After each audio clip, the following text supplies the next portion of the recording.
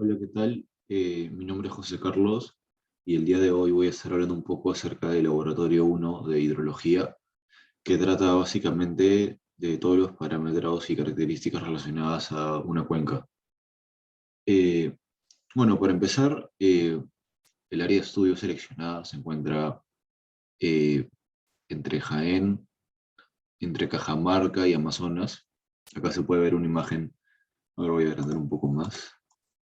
Se puede ver una imagen del Google Maps donde se seleccionó la Carta Nacional número 12F, que va a ser este polígono azul. Eh, bueno, esta va a pertenecer a la zona 17, a la cuadrícula M del hemisferio sur. Y sobre esta Carta Nacional se nos ha dado un punto de interés en un cuerpo de agua, donde nosotros vamos a delimitar la cuenca, ¿no? En este caso, acá se tiene el círculo, donde su centro es el punto de interés, ¿no? Bueno, una vez ya explicado todo esto del área de estudio, yo creo que el marco metodológico se explica de manera mejor mientras vamos resolviendo las características de la cuenca estudiada y no verlo como pura teoría. Bueno, acá empezamos con la delimitación de la cuenca, donde lo que se hace es primero considerar las islas o los puntos más altos relativos, eh, y vamos a tratar de unir estas islas cortando las curvas de nivel de manera perpendicular. Hay que tener en cuenta que nunca vamos a poder cortar un cuerpo de agua. Siempre vamos a tener que bordearlos. Y tenemos que tener cuidado especial con esto de las islas, porque a veces hay picos relativos, pero en realidad no es el punto más alto que se tiene, ¿no?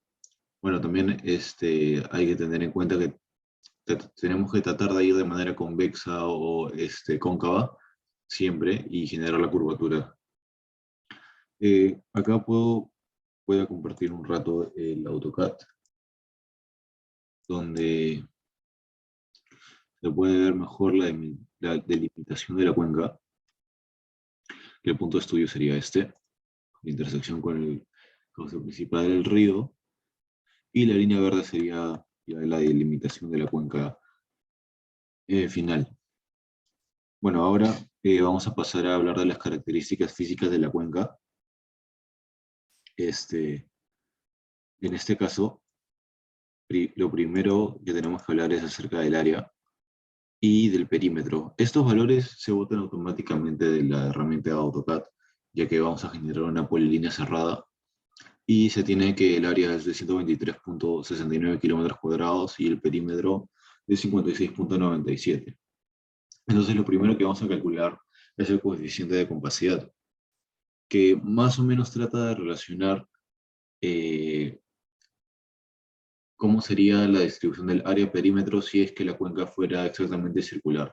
Entonces, mientras más se acerca a este parámetro, al valor de 1, vamos a tener que más se asemeja a un círculo. En este caso, nos ha salido 1.43.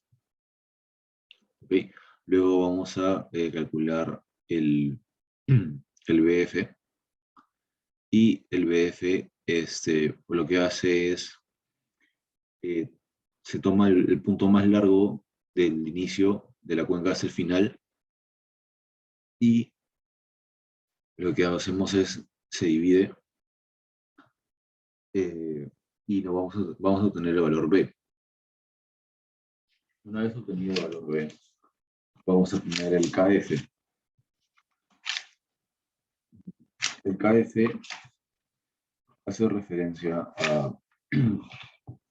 al factor de forma, que es el área sobre la longitud, ¿no? Entonces, acá ya hemos pasado todo a kilómetros, el área sobre la longitud, que para obtener el B, y luego este B sobre la longitud, ¿no?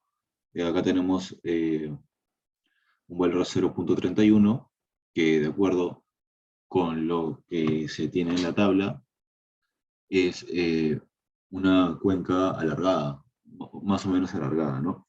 Acá un ratito. Aquí está, 0,31, ligeramente alargada. Y sí guarda correlación con lo que se tiene, ¿no? Porque si observamos la cuenca, es, es un poco alargada, ¿no? Bueno, ya. Seguimos. Y ahora vamos a hablar de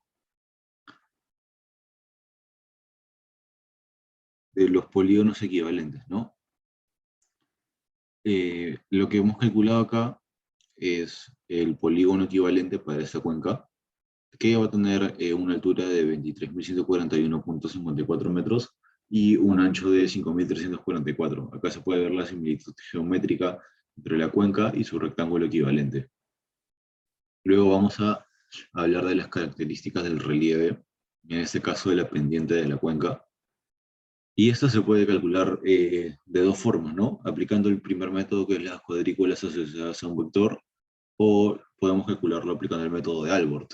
En este caso, el método de las cuadrículas asociadas a un vector se basa en crear una grilla sobre la cuenca, y sobre esta grilla vamos a seleccionar un número determinado de ocurrencias.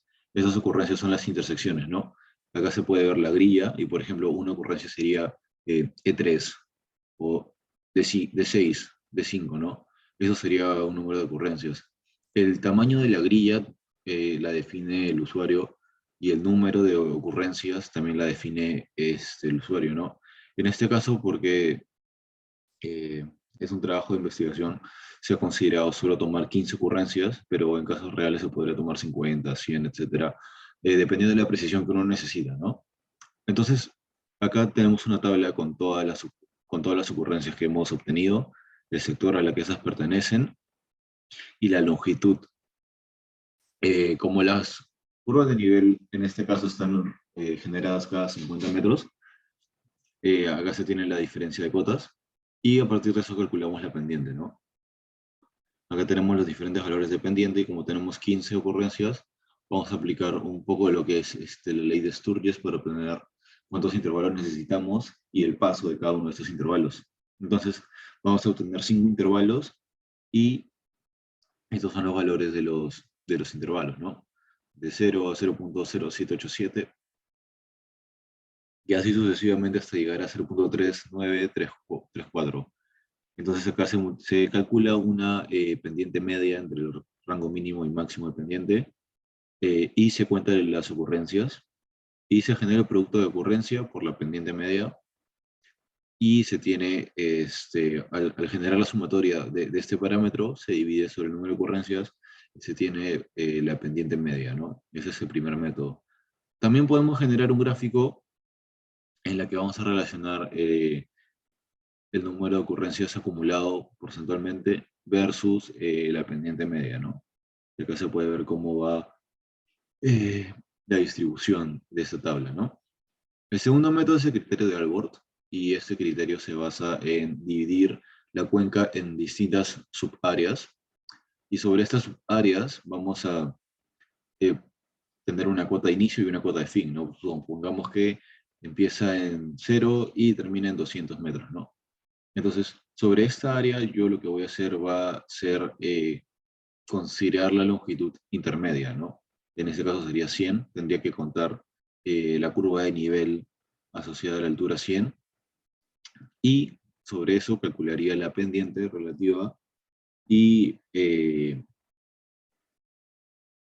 y con la pendiente la multiplicaría por el área, ¿no? En este caso, este método, si es que, por ejemplo, el método de los vectores suele ser más exacto si es que se tiene bastante data, ¿no? Que es 50 más o menos, lo que resulta ser bastante engorroso. En cambio, este método es más práctico, ya que el peso se atribuye al área, y esto evita tenerlo que dividir en 20 áreas, 30 áreas. Con un número reducido de áreas ya se tiene un cálculo más o menos preciso. En este caso lo que hemos hecho es separarlo en 7 distintas áreas. Acá se puede ver la imagen, pero lo voy a abrir en el chat para apreciarlo mejor. Esta es la división de áreas.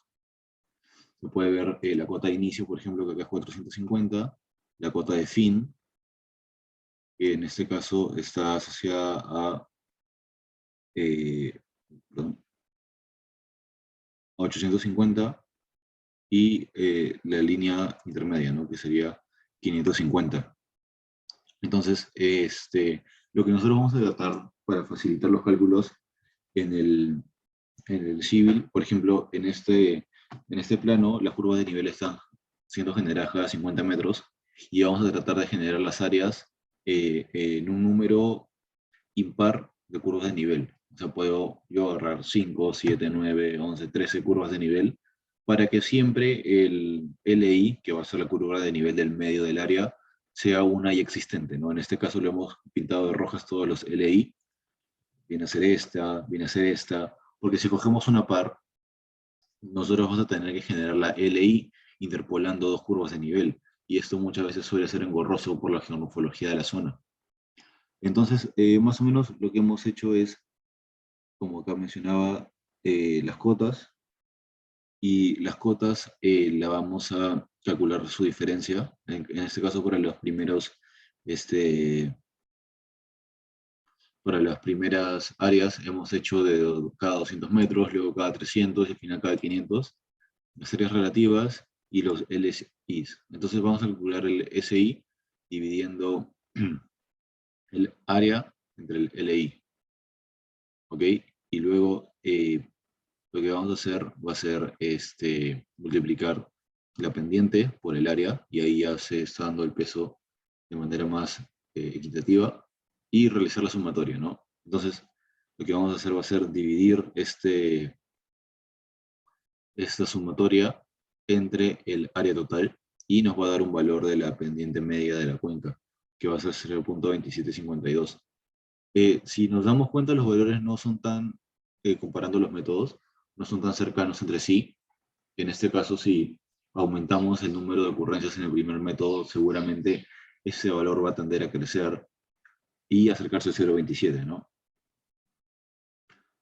Luego vamos a hablar de la curva isométrica. Para la curva isométrica, lo primero que se realizó fue crear una superficie en civil, y sobre esta superficie se generan 10 intervalos, ¿no? 10 intervalos que van a ser las distintas áreas, que van a estar separadas por altitud, por la cota. Acá se tiene una tabla, resumen, de qué área inicia, qué área final, perdón, de qué cota inicia, qué cota finaliza, y el área, la cota media, y lo que se va a tener acá es una información en base a la altura media de la cuenca, ¿no? Entonces, vamos a multiplicar la altura media por el área en cada caso, y realizar la sumatoria de esto. Y luego vamos a dividir eh, la relación de la área por la altura sobre el área, ¿no? Y vamos a tener el valor de la altura media, que en este caso es 949.11 metros. Y también podemos generar las áreas acumuladas en porcentaje para obtener ya la curva isométrica y tener la altura mediana, ¿no? Que sería cuando el área acumulada porcentual sea el 50%, ¿no? Que en este caso es de 890 metros. Bueno, después, con respecto al sistema de drenaje, lo que se ha hecho es generar una contabilización y sumatoria de las longitudes de cada uno de los cauces, de cada una de las corrientes de la cuenca, y cuando ya tenemos la sumatoria, la dividimos entre el área y tenemos la densidad de drenaje, ¿no? Luego, para calcular la extensión media de la escorrentía superficial, vamos a dividir el área entre la longitud de las corrientes multiplicada por 4, y esto nos da un valor de 0.423. Luego tenemos la sinuosidad de las corrientes de agua, disculpen. Esta puedes generar tú una línea recta o un arco o una curva que se asemeje a la longitud y a la geomorfología del cauce principal, ¿no? Creo que lo comparto en el CIR, en el CAT mejor. Acá está. Acá se puede ver lo que he seleccionado, que es el cauce principal, y lo vamos a igualar con esta longitud de arco, ¿no? Entonces, acá está también la imagen, y lo dividimos, y tenemos que la sinusoidal es de 1.27. Luego vamos a hablar de la densidad de corriente, que va a ser el número de corrientes. Acá vamos a contar las corrientes perennes y las intermitentes, y la vamos a dividir sobre el área. Luego, lo que vamos a calcular va a ser la pendiente del cauce principal, y para calcular esto tenemos tres métodos. Primero la pendiente media, que es este método, la pendiente media ponderada y la pendiente equivalente constante. En el caso de la pendiente media, lo único que se realiza es calcular la longitud total del cauce principal, que es 26.138.1 metros, y calcular la diferencia de cotas de inicio a fin, que acá podemos ver que es 1.150 metros el fin y 450 metros en inicio. Entonces, ahí se va a generar la primera pendiente del cauce, ¿no? Cabe recalcar que acá estamos considerando que de inicio a fin tiene la misma pendiente, ¿no? Por eso va a salir un valor bastante distinto a los otros métodos. Acá luego vamos a tener la pendiente media ponderada o compensada, que va a ser el S2. Acá, para esto necesitamos dividir el río en distintos tramos, y lo que hemos hecho ha sido generar líneas que van a crear una longitud equivalente, ¿no? Lo que hemos hecho son 12 tramos equivalentes, y vamos a calcular cada longitud de tramo y la altura de inicio y altura de fin de cada uno de ellos, ¿no? Acá está la imagen en el CAT, y acá está una tabla de resumen de los tramos, la cota de inicio, la cota de fin y la longitud. Entonces, nosotros ahí se va a generar como que una gráfica en la que podemos observar la altura y la longitud, y vamos a calcular el área debajo de la gráfica. Y lo que vamos a hacer es sumar todas las áreas de cada uno de los tramos y igualarlo a a una con un parámetro H2, que va a ser la altura de un triángulo equivalente. Acá tengo una imagen de cómo sería más o menos esto del triángulo equivalente. Un segundo.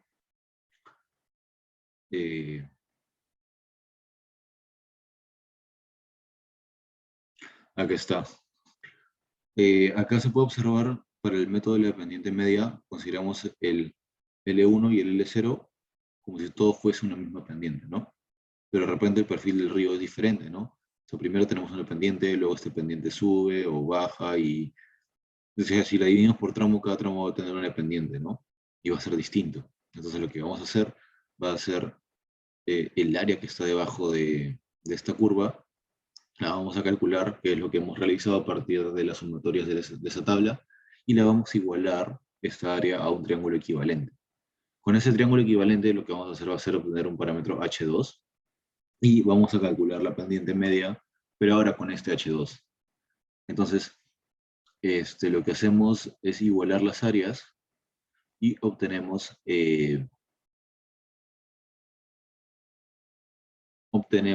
aquí está, de manera directa el diferencial de H, que tendremos que sumarlo con el H0 para obtener el H2, que sería 1110 metros. Y luego calculamos el S2, ¿no? Que en este caso va a ser 0.0328. Y el último método es la pendiente equivalente constante, que utilizamos la misma data del método anterior. Y acá vamos a realizar la sumatoria de los LI, de las longitudes relativas de cada tramo, y lo vamos a dividir entre la longitud de cada tramo sobre su pendiente, sobre la raíz cuadrada de la pendiente, y todo esto elevado al cuadrado.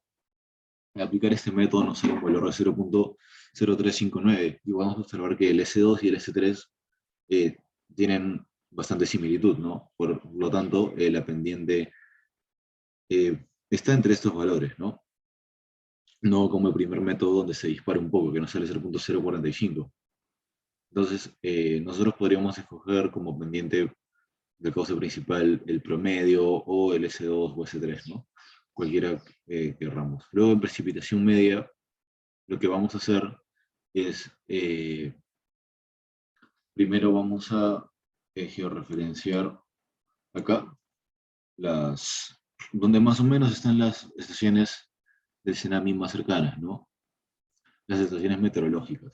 Acá he tomado un pantallazo de la data que se tiene en la página web del Cenami y nosotros tenemos que estamos más o menos por Bagua Grande, por acá. Acá se encuentra la cuenca y tenemos esta estación. No, las que necesitamos nosotros son las verdes o verdes claras, ¿no? Por Jaén también tenemos otra estación, acá abajo, acá a la derecha. Y acá hemos seleccionado 5 estaciones, que va a ser esta verde de arriba, esta del medio, esta de abajo, la primera de la derecha y la verde clara de la izquierda. Estas 5 estaciones vamos a obtener y descargar la data. Acá voy a compartirles un rato un Excel, donde acá he unido todas, ¿no? Pero podemos ver de que, por ejemplo, la estación verde claro significa que nos dan la precipitación horaria, y la estación verde oscuro significa que nos dan la precipitación diaria. Acá tenemos la precipitación diaria de la estación El Pintor, las coordenadas. Esas coordenadas están en latitud y longitud, las hemos pasado a UTM y con el plano georreferenciado las hemos colocado en el AutoCAD, que acá están las estaciones. La primera estación, El Pintor, se encuentra dentro de la cuenca. La siguiente estación, Bagua, se encuentra arriba. Y este numerito de precipitación perdón, este numerito es el de la precipitación mensual que hemos obtenido del mes de diciembre de 2021. Acá la estación de Jaén, la estación del Palto y la estación de Jamalca. Toda esta data se encuentra en este Excel. Y lo primero que podemos observar es de que en la estación de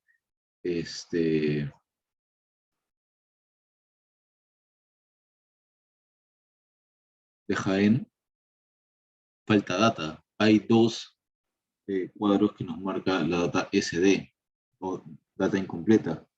Entonces, bueno, acá ya está correcto porque lo hemos rellenado, pero lo que hicimos fue generar una condición de que cuente los valores positivos y contar el valor total de datos. Con eso obtuvimos los datos de precipitaciones incorrectas, ¿no?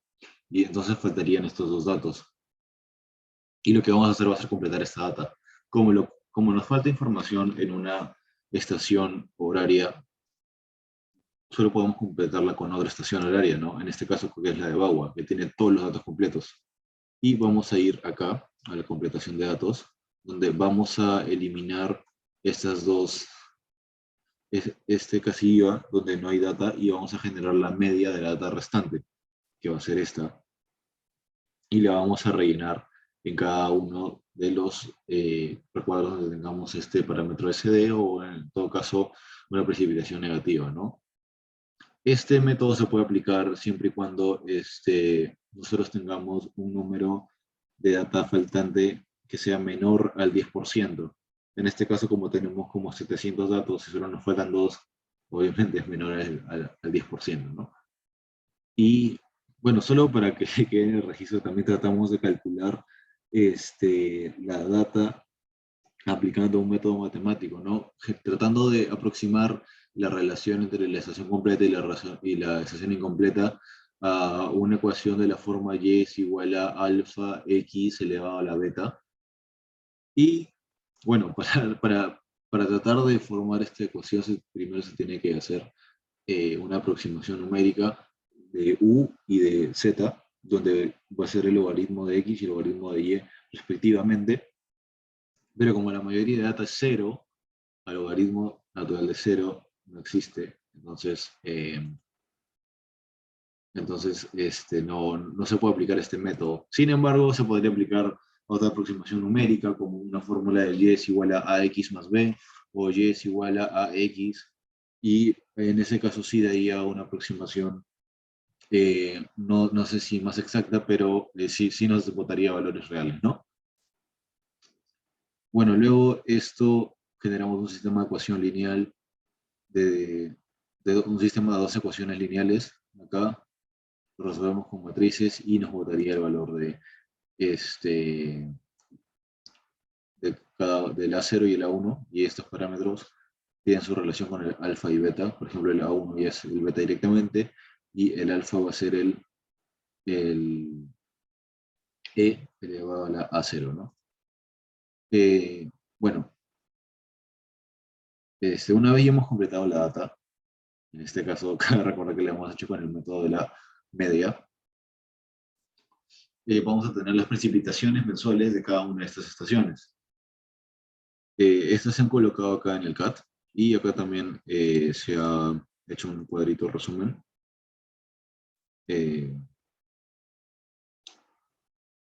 donde se da la precipitación media de cada una de las estaciones. Entonces, hay tres formas de calcular la precipitación media para la cuenca, ¿no? En este caso, el primer método es el método aritmético, donde vamos a considerar las estaciones dentro de la cuenca. Acá solo tenemos una, pero si consideramos la altura, las condiciones topográficas, el clima, y tenemos una estación que está lejos, pero de repente no tanto, y son condiciones similares en lo que he mencionado, se puede considerar, ¿no? Entonces hemos considerado la estación de acá arriba, la estación del Pintor y la estación Bagua. Se ha generado el promedio de estas, y acá tenemos la precipitación media aplicando el primer método, ¿no? El segundo método es aplicando el polígono de Thyssen, donde eh, vamos a tener esto y vamos a unir cada estación triangulándola, y se va a generar este polígono blanco, ¿no? Y sobre este polígono blanco vamos a generar la mediatriz en cada una de las líneas. Y acá en la intersección de las líneas de cada una se va a formar otro polígono. Y acá se va a tener el área de influencia de cada polígono. Por ejemplo, en este caso, toda esta área va a corresponder a esta estación. Toda esta área va a corresponder a esa estación. Toda esta área va a corresponder a esa estación. A esta va a corresponder esta área. Y a esta, esto, ¿no? Podemos ver de que más o menos, acá ya he generado las áreas, más o menos el 90%, por decir un número, corresponde a una sola estación, ¿no? Que es la estación del Pintor. Y una nada corresponde a la estación de Bagua. Solo por esto podemos observar de que para este tipo de cuencas, o cuando se tiene estaciones muy separadas a la cuenca de estudio, el polígono de Thyssen de repente no es el método más práctico, ¿no? Ya que acá el peso va a ser todo de la estación del Pintor, y el peso por área de la estación de Bagua va a ser una nada. Entonces, cuando vamos al informe, generamos las áreas, calculamos la tabla, damos los pesos por áreas. La precipitación total, la precipitación media va a ser de 80,7, ¿no? La precipitación del Pintor es de 82. Se puede ver la relación, ¿no?, entre la área de influencia y la relación media, en este caso polígono de Thyssen. Bueno, finalmente tenemos el método de las isoyetas, que es el método más exacto, donde se va a generar curvas de nivel relativas a la precipitación. Entonces, lo que vamos a hacer va a ser identificar cada una de las, disculpen, este cat, de cada una de las estaciones, y vamos a generar una línea entre ellas, ¿no? Se unen todas. Entonces, en esta línea vamos a tener una longitud, ¿no? Una precipitación de inicio y una precipitación de fin. Entonces, lo que nosotros vamos a hacer va a ser calcular más o menos la distancia para yo avanzar 1 milímetro de precipitación. Y eso está puesto un ratito. acá. Acá se ha generado toda la data, donde por ejemplo Jaén Bagua. Jaén Bagua es acá Jaén y acá Bagua. Se tiene la distancia total, y lo que se ha calculado en el Excel es la diferencia de precipitaciones, la distancia total, y qué es lo que necesito para avanzar 1 milímetro, qué es lo que necesito para avanzar 7, 4 y 20 respectivamente, para completar acá 114 a 110, 43 a 50, y así sucesivamente para generar las curvas de nivel referencia a precipitación cada 10 metros.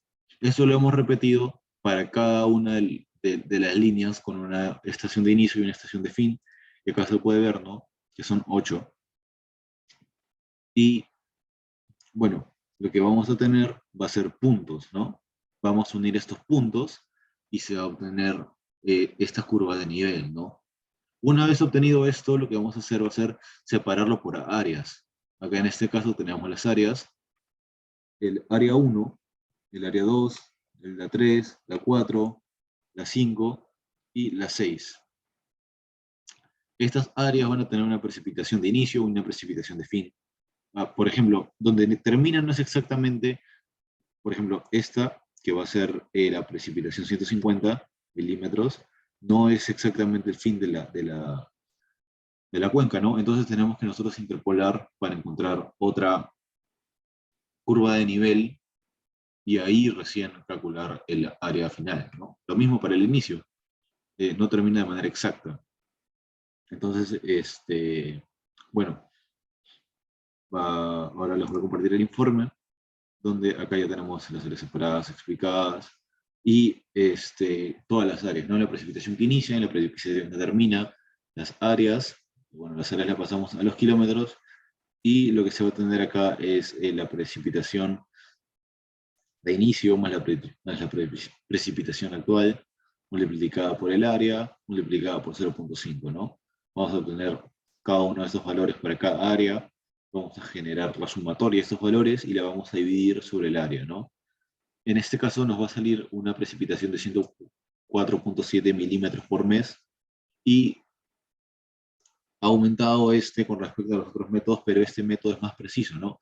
Ya que se separa, eh, ya que se separan las áreas y acá no afecta tanto la separación de estaciones, ¿no? Ya que estas curvas de nivel de precipitación son generales, o sea, tengamos o no una estación cercana, nos va a salir más o menos una curva de nivel de este estilo. En cambio, que en este método, si no está cercana la estación, va a cambiar el área de influencia totalmente. Bueno, acá hablamos un poco de la completación de datos que ya expliqué, y el tiempo de concentración que lo hemos calculado utilizando dos métodos, Kirchhoff y la Federal Aviation Administration. Esos métodos en la teoría suelen ser parecidos, ¿no?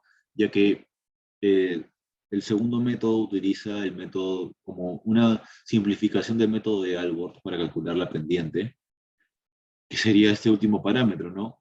En este caso, ahí están los valores de frente, pero la fórmula es esta constante multiplicado por la longitud del cauce principal elevado a la 0,77 multiplicado por la pendiente media de la cuenca elevado a este parámetro, ¿no? Y en este caso es esta constante multiplicado por la longitud del cauce principal elevado al cubo sobre la diferencia de cotas del tramo principal elevado a la 0.385. Entonces, acá se puede observar de que el segundo método ha tratado de calcular la pendiente haciendo una simplificación del método de Albert, de frente calculando las alturas y el área, ¿no? Bueno, acá se puede observar que el segundo método se dispara con respecto al primero, y si hubiese una forma de asimilar este parámetro de pendiente en el segundo método, probablemente se acercaría numéricamente al primero. Ya para finalizar tenemos las 13 clasificaciones de las cuencas en que serían, y con esto terminaría el laboratorio 1, que vendría a ser el primer entregable para el trabajo de hidrología Y eso sería todo. Muchas gracias por su tiempo. Hasta luego.